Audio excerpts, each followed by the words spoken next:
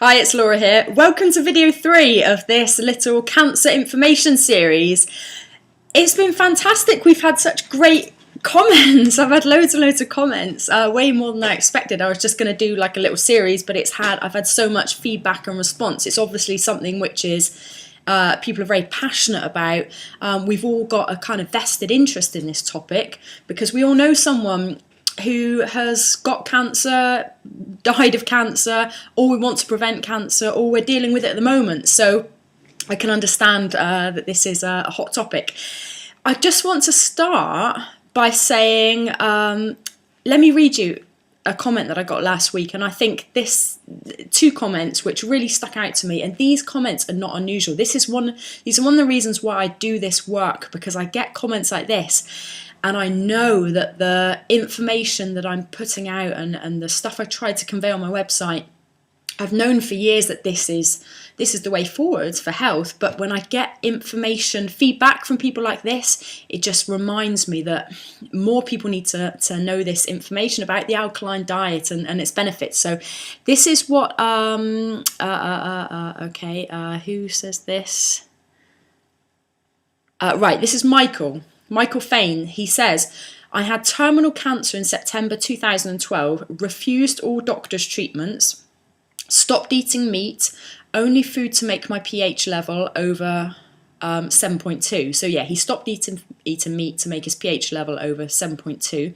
Bought alkaline strips and tested daily. So you can test your alkalinity by urinating on a pH strip and doing a saliva test. So you do this similar to weighing yourself on scales. You don't want to do it all the time, but if you, or there's going to be fluctuations rather, but over the course of a period of a month, you should get accurate results on the direction you're going with your alkalinity, like your weight using scales. Anyway, back to what he said.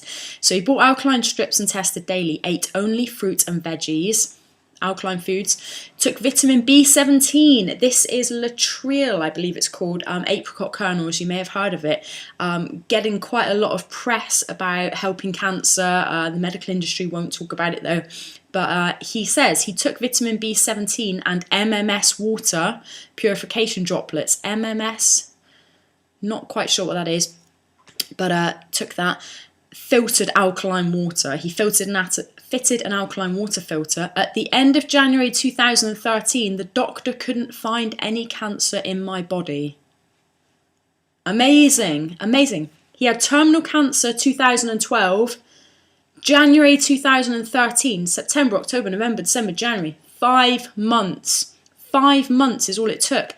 No cancer in his body. So he wasn't at the beginning stages of cancer. He had terminal cancer.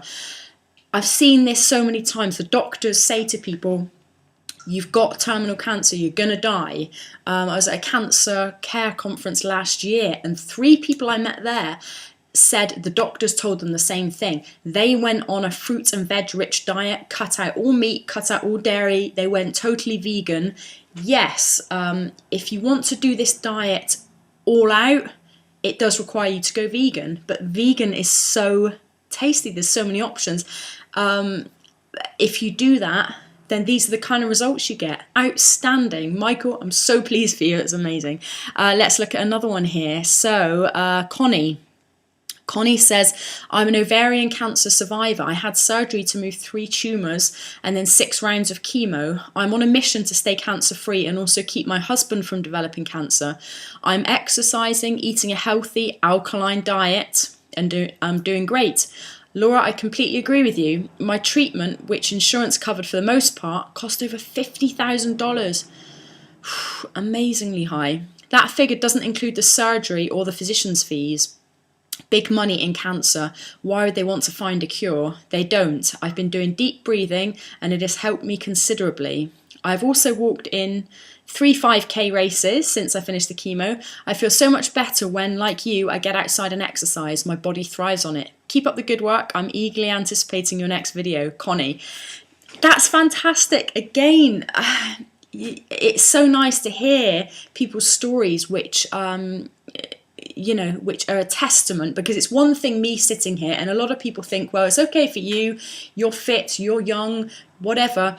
But and you hear it from someone else, someone who's had these diseases that we're talking about and used the alkaline diet and these simple techniques, like in the last video we talked about deep breathing, getting outside in nature, obvious stuff, simple stuff, but it's the difference. It makes the difference between, in some cases, life and death. So don't think that this is too simplistic. Take this on board, because the medical industry wants to complicate it, like the financial industry wants to complicate making money and savings, because they want to blind you with the science to keep you buying their products and keep you invested in the system, rather than saying, you know what, the key to financial freedom is just to save a bit more, invest my money in some good high return things and spend less, or set up a business and do my own thing rather than working in a job that pays a capped amount.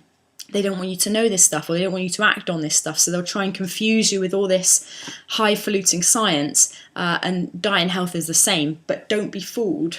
Use these simple things to your benefit. So in this video, I want to talk about the next thing that, or one of the major components, which obviously is why you came to my site in the first place, which is diet. The role diet plays in cancer prevention and to aid or to help reverse cancer if you've got it already. So where should we start? Okay, so you want to minimize your acidic foods. You've got alkaline foods and acidic foods, and just to put a broad stroke over the whole situation, you can basically, if you're going to take a guess on a food, if you're in a supermarket, if you're in a restaurant, if you've got a choice to buy a food and you're wondering, is this acidic, is this alkaline, ask yourself this thing: has it grown in nature?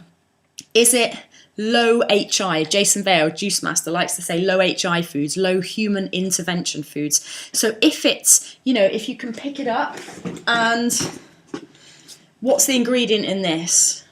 One thing, an apple. What's the ingredient in this? One thing, an orange. If it's like a one ingredient food, then typically it's going to be better for you than something where you have to turn the packet over and read the labels. And if it's got more than about 5 ingredients at the most, you can bet your life it's going to be acidic. Next thing, if it's got any ingredient that you don't know what it is, any chemical sounding name, then it's not going to be good for you. Basically, any chemical sounding name that you couldn't say to your grandmother, can you go and get me an apple, a banana, a carrot, some broccoli, some rice. If you say a name on a packet that your grandma or any other person for that matter wouldn't know what it is and wouldn't be able to go and pick up and eat, it's not going to be good for you, pretty much. So we're talking things like dextrose, monosodium glutamate, aspartame, high fructose corn syrup, all these things, hydrogenated fat, unhydrogenated fat, refined this, all these weird sounding chemicals, benzoates and phenylamines and chemicals are going to be acidic. So you want to keep your food as natural as possible, and the easiest way to do that is just to prepare your own food from scratch. Try and avoid packet foods, because oftentimes it's just out of, it's not any harder to make your own foods. Like say a rice meal, white rice, okay, brown rice takes a little bit longer to cook, but say white rice, you can get organic white basmati rice, which is not, it's not going to be particularly bad for you. It's not optimum food, but it's not bad for you. It's natural food. And you add a few spices and some cooked vegetables and you've got a meal. Whereas if you're to buy a packet curry or a ready-made curry, or go out to a takeaway and have a curry, it's going to have MSG, monosodium glutamate, all these flavour enhancers. It's going to have refined sugars. It's going to have refined oils, probably hydrogenated oils, and all this stuff, as well as meat and dairy, lactose and soya emulsifiers and all these other things. So just bypass all that and make it from scratch. You can make a curry at home. I make a curry pretty much every day. You might be surprised to learn that I have, for breakfast typically, big bowls of like rice and buckwheat and bulgur wheat with spices and herbs and vegetables.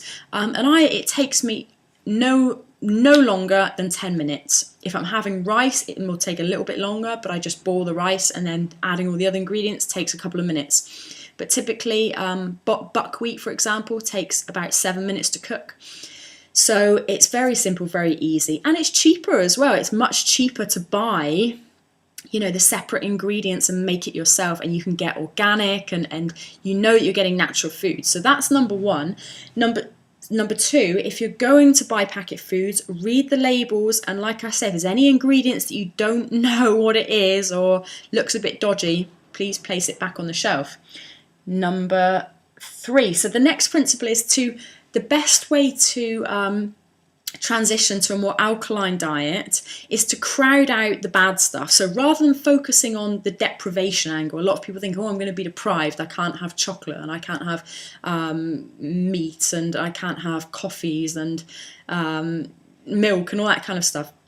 Rather than thinking about what you can't have, I like to look at it in two ways. Number one, think about all the things you can have, and realistically, there's only so much you can eat in a day. I know we can all overeat and overindulge, but if you're eating the right types of food, then your body's not going to want to crave this extra stuff. Oftentimes when we overeat and crave all these things, it's because we're undernourished. So if we plan to eat all the right foods during the day, so okay, I'm going to eat a big salad today, I'm going to eat lots of fruit, I'm going to eat vegetables and good things naturally prepared, then at the end of the day, it's unlikely you're gonna, if your nutrition's good, and you've got a lot of carbohydrate energy, and you're well topped up with calories, good calories, it's going to be unlikely that you crave the kind of the baddies. So rather than thinking on what you can't have, think about what you can have, eat what you can have and is good for you, and then that will naturally crowd out the baddies, if you like. So that's one way of doing it. The second way of thinking of it is, rather than thinking about all these foods that you might have previously wanted as being deprived, oh, I can't have donuts, oh, I can't have pizzas, oh, I can't have burgers, oh, I feel deprived. I look at it, in all honesty, as total second-rate food. Second-rate food, low quality rubbish. I look at a burger now, and to me, when I look at, say, a beef burger or someone sitting in a restaurant eating a pizza, my thoughts are, okay, meat, or the genetically modified feed that the animals have had, the fear, the bacteria, the things like salmonella and E. coli and all that crap that you get in meat, hormones, growth hormones, it's just second-rate stuff. And then there's all the dyes and the colourings and the fillers and the bulkers that they put in meat. When you pick up a slab of meat in the supermarket, it doesn't look that nice like beef. It doesn't look that nice red colour for a reason. It doesn't come like that naturally. It's filled with all this extra packing and dyes and colouring agents. The same with fish. They dye, like pink salmon, they dye the colour of the fish a few days before. They feed it this artificial colouring feed, which changes the colour of the salmon. Come on, that is second-rate food. Second-rate food is horrible. Why would you want to eat that? So eating out in fast food restaurants, eating out in any restaurant, unless it's a high-quality vegan restaurant which has organic produce, I look at eating out in restaurants as second-rate food. In all honesty. And when you have that kind of attitude, and I'm not trying to be snobby or anything, I'm just pointing out the facts that it is second-rate food, because restaurants they've got to keep their costs down. They get their foods from supermarkets, or even when they say they've locally sourced great food or whatever, they're still adding all these things which you don't know what they're putting in, flavourings and colours, and you don't know. You just don't know. So the best way to do it is to prepare it yourself. And in terms of, meat and dairy, it really is second-rate food. Do you really want to be eating the pus and the leukemia cells that are contained in dairy products? Do you want to be having the growth hormones and all the genetically modified rubbish that's in meat? Do you want to be having that bacteria? There's a lot of super bacteria that isn't killed when cooked. So why not just bypass all of that? And that's before you even get to the fact that meat and dairy, and I'm talking a lot about meat and dairy because it's the things which people think are still quite good for them, which are not. We all know that diet drinks, diet cokes, diet sodas are bad for us. We all know that, you know, fast food restaurants are bad for us, but still people think, I hear this all the time, oh, well, I just eat lean chicken. Lean chicken breast is still packed with all these fillers and agents and additives, and it's still 20% saturated animal fat, which is the path to arteriosclerosis, heart disease, cancer, and all the rest of it. So yeah, just a change in mindset. So crowd out the bad stuff, pack in the good stuff, the fresh fruits and vegetables, and grains and things. Grains aren't a bad word. Oftentimes, if you're having a problem with grains or fruit, it's all the other stuff that you're eating it with. Eating too much oil, too much animal protein is the stuff that's causing the problems. When you eat fruit on its own, it digests perfectly. When you eat grains without all the animal protein, the fat, they digest well. So if you've had problems with these foods before, please give them another try, combining them in the right way. Okay, so anything else I want to cover on that topic? Not really, just to say, eat more natural, switch your mindset. If you're struggling with switching your mindset, thinking, well, I like all these foods, and add leverage to it. What I did when I went vegetarian and vegan, I watched a lot of documentaries on this. So Fat, Sick and Nearly Dead, Food Matters, Food Inc., Super Size Me, Earthlings is a good one. If you want to watch something to add leverage to eating meat and dairy, Earthlings. And just watch these documentaries, which will... There's a saying which I like, you can't unchime a bell. So in other words, you can't unlearn what you know. When you know something, when you know, really know the ins and outs of doing something bad for you, it makes you take a step back and say, do I really want to be doing this? You know, we all know smoking gives us cancer, smoking's bad for us, but oftentimes those things just trip off our tongue and it doesn't mean anything, it loses its power. If you actually look at the ramifications of smoking, you know, it ages your skin. I don't know, I can't think of anything off the top of my head, but read the books on smoking, what it actually does to your body, the detailed information on this. It makes you go, I don't want to be doing this anymore. So add some leverage, give you some momentum with going a more alkaline lifestyle. Watch some documentaries. Now this video is getting a bit long, so we'll wrap it up here. But leave me a comment. What are your favourite alkaline foods? What are you struggling with? What are you struggling to decrease in your diet or eliminate? Are you looking to go more alkaline? Leave a comment below. Let me know what you've thought about this cancer series. I hope it's helped you move forward and just not be brainwashed by the pharmaceutical industries, and incorporate some simple things into your lifestyle that will really help healing and disease prevention, specifically cancer. Now, I have to tell you again, or I have to point you to this, my Alkaline 5 diet book is the perfect way to get into the alkaline diet. I've made it simple. You eat 5 meals a day, which is going to ensure that you're eating alkaline. It's a great book. I've worked for the last 15 years doing this stuff. In the last year, I've really refined this diet into what I believe is the best way to sustainably, long-term eat alkaline without the problems of eating too much fat, too much protein. This diet is affordable, it's convenient, you can eat out and eat this way. You can find these foods in common supermarkets and shops. You're not having to order all these weird superfoods online. Your whole family will like eating this way. It's the most of the diet plans are a case of modifying what you already eat into a healthier way.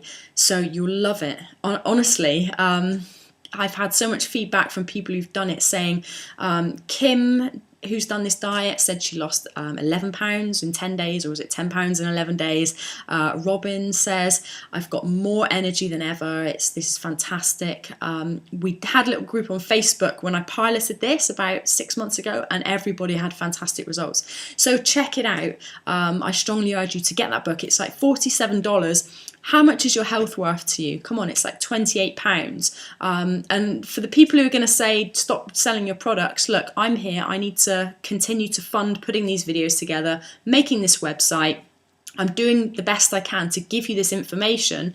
Go get the book, judge for yourself. You'll like it. Try it for 21 days and then see what happens after that. Don't commit to it for a lifetime. Do it for 21 days. See for yourself. I pretty much guarantee you'll get great results. Anyway, that's it for this cancer series. So leave me a comment below. Go get the book. And yeah, I'll speak to you next week for next week's newsletter. And have a wonderful day. Bye-bye.